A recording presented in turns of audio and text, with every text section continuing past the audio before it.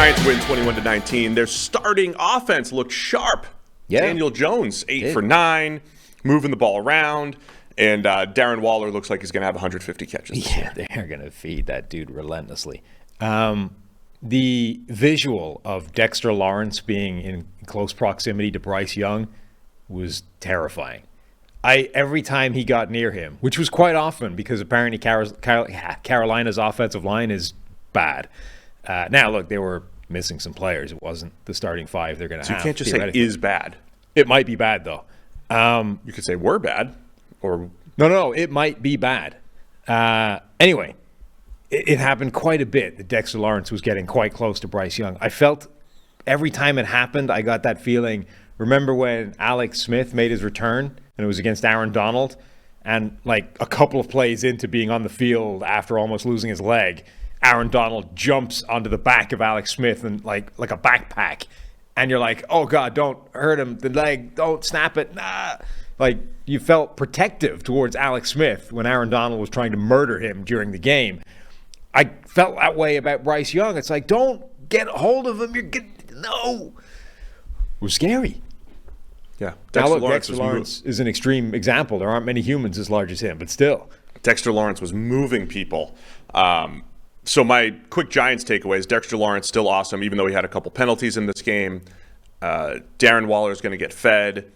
I feel I'm trying not to overrate the preseason stuff. We'll get to the Steelers later where I feel so many positives about the Steelers.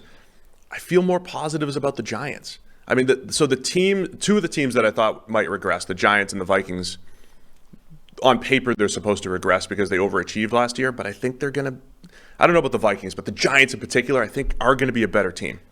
And so I think they'll be a better football team. I don't know if it'll show up in wins and losses, but the more I watch them, I think the more confidence I have in them just being really competitive this year. I mean, you were talking on the last show about the impact that Darren Waller can have. There are 3, maybe, tight ends that have the ability, maybe 4. I think it's 4, yeah, and he's one of them. Yeah, that have the ability to be the number one receiver on the team. Not, forget tight end, but can actually take the place of a number one wide receiver. So, which changes the dynamic. Because if you're looking on paper and you're looking at this Giants wide receiver room, even though, Jalen Hyatt got loose for a deep touchdown from the slot, you're looking at this group and you're like, I don't know if that's good enough for Daniel Jones, given what he needs to achieve this year.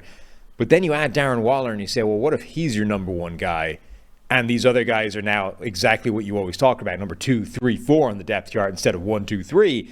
That is different. It's like, when like the Chiefs wide receiver room looks not great on paper, but when you factor in Travis Kelce as their number one receiver, it looks an awful lot healthier because now you got 2, 3, and 4, and they don't need to be the alpha guy. So I think people have potentially underestimated what Darren Waller can do to this offense if he stays healthy, which is still a pretty big caveat for him.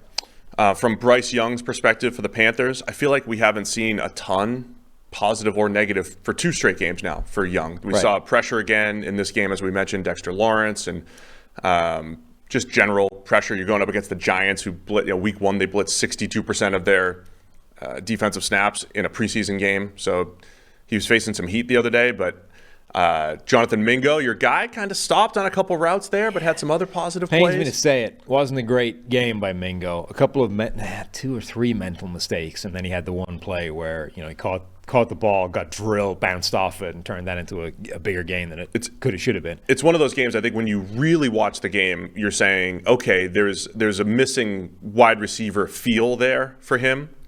But the traits, that you see on that play are positive. So from a scouting perspective, hey, that's good. From a how well did he play football perspective, there's some things he's going to have to tidy up if he's going to be a high volume receiver. Nice play from Gary Jennings, former West Virginia, right? Yeah.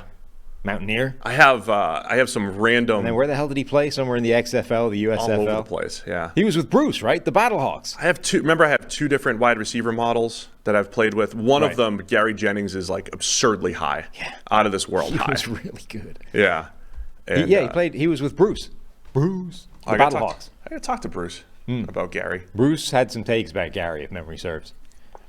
Great. I mean, I found out a lot of the players that I liked who should be good players on the field. Maybe there's other reasons why they're not getting opportunities. Mm-hmm.